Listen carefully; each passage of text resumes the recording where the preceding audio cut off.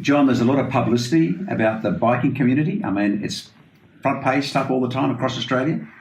How do we as Christians relate better to the biking community right now? I don't think there's any difference, Hank, whether I'm relating to homeless people, whether I'm relating to your circle of business people.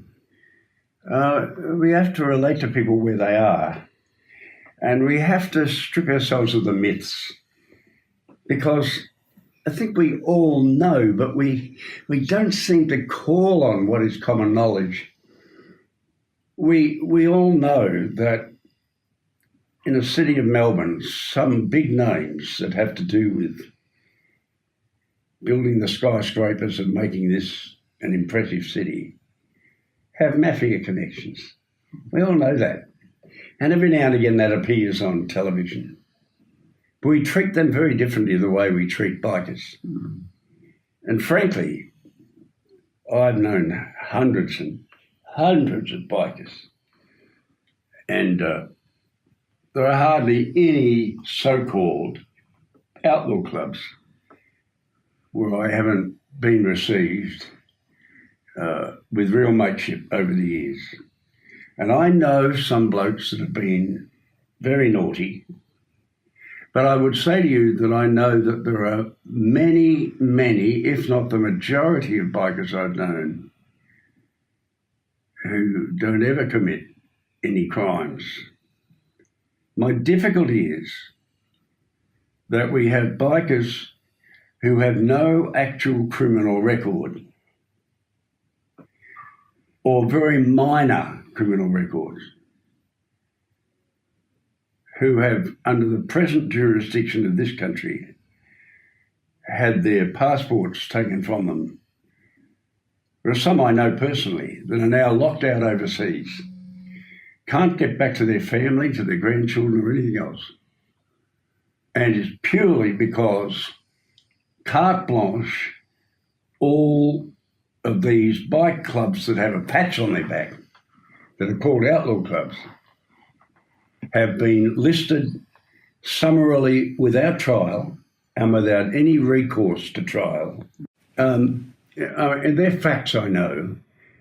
We all know that you could not have the kind of high crime in the country if there weren't people within the judiciary and within the police force, where in Victoria we have a bad record of leading anti-narcotics agents being caught out with their fingers in the till. Human nature is human nature. And whether you're wearing a three-piece suit, a tuxedo with a bow tie, whether you're wearing leathers with the devil's disciples written on the back, underneath is a human being, and human beings in every walk of life, tragically even in Christian ministry. We all know that now, the terrible revelations of pedophile priests and social workers in Christian agencies. So what do?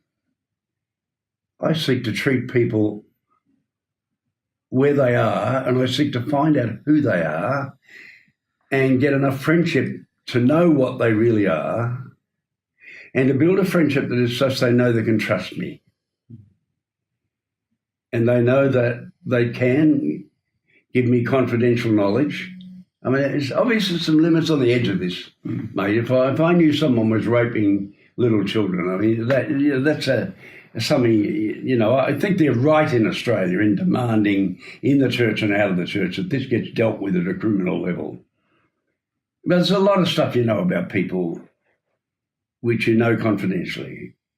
What I do know is that no person is beyond redemption. That's extraordinary, but I really believe that. I have known some people with terrible, violent backgrounds who found a faith and found the love of God and have been thus transformed totally. You couldn't believe almost their past histories. So what I do with bikers, this is the same as I will with businessmen. I know you, mate. I know your values and your commitments. So I'm not taking it for granted when I trust you. I trust you with a history that's built trust between both of us. And there are bikers where it's the same. Yeah.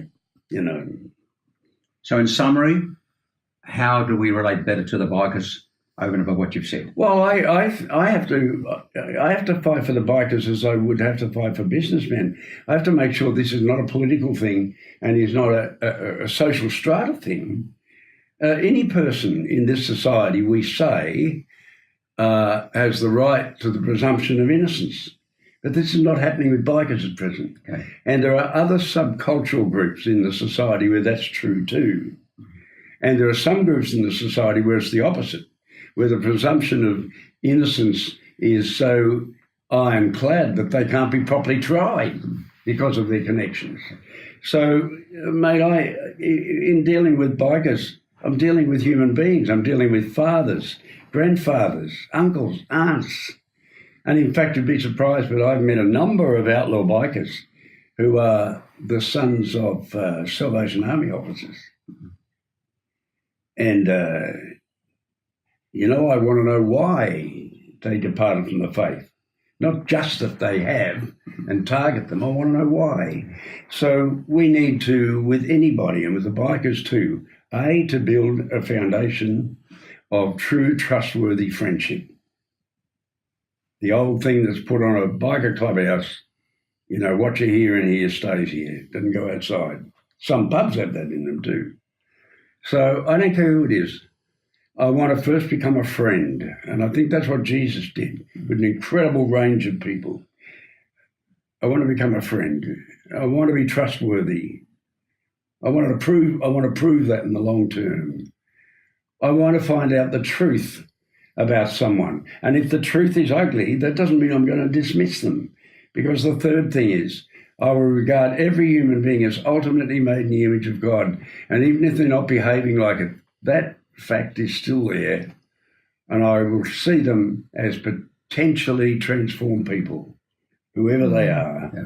And the fourth thing is, and I think this is a place where the church sometimes fails, I want to be long-term.